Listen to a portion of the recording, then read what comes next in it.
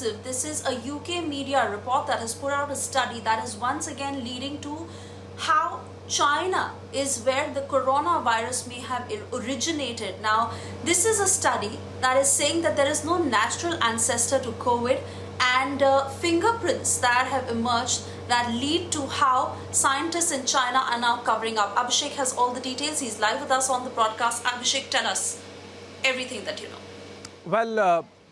Well, Suesha, so these are UK media reports of a paper or a scientific paper that is to be published in a scientific journal. The authors are identified as British Professor Angus Dalglish and Norwegian scientist Dr. Birger Sorensen. Both were part of a pharma company which was working on developing a vaccine for the virus, and they have put in about 18 months of research on the same, based on which they have come out with this theory. Now, they are not saying that the virus originated in China. They are going further, and they are saying that the virus was manufactured in the lab, and that's from where it leaked. So essentially, adding to the lab leak theory, one more evidence coming in from authors, scientists from UK and Norway. As I said, Dalglish is a professor of oncology at St. George's University, London. And Sorensen, a virologist, is chair of a pharmaceutical company called Immunor in Norway. And both were working on a vaccine. So what they say, or the thesis that they put forward, is that during their research, they have found two things. One, that the SARS-CoV-2 virus or the COVID-19 virus is not a natural virus. It does not have ancestors as the viruses are supposed to have or evolve through from. It seems that there are at least four spike proteins or amino acids, as they are called. They seem to be unnaturally present or grafted on the virus. This happens when a lab is carrying out a gain-of-function research, which essentially means that scientists are artificially manipulating the structure of the virus or the code of the virus to see how it becomes more virulent and more pathogenic, and how it affects when it infects a human being.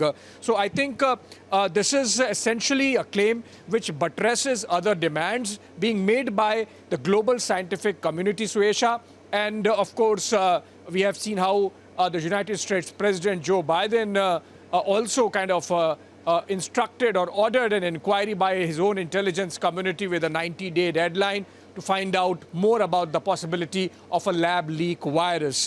And these scientists, if you can show their pictures on air, go on to say that once the Chinese scientists at the Wuhan lab possibly realized that this is very dangerous, they tried to cover their tracks by manipulating historical data of studies on viruses that were available with the Wuhan Institute of Virology. Now, this correlates with the earlier letter that was signed by 18 scientists around the world, from around the world last month. Remember, Suesha, that story also we broke from Oxford, Harvard, and other similar institutions in Cambridge.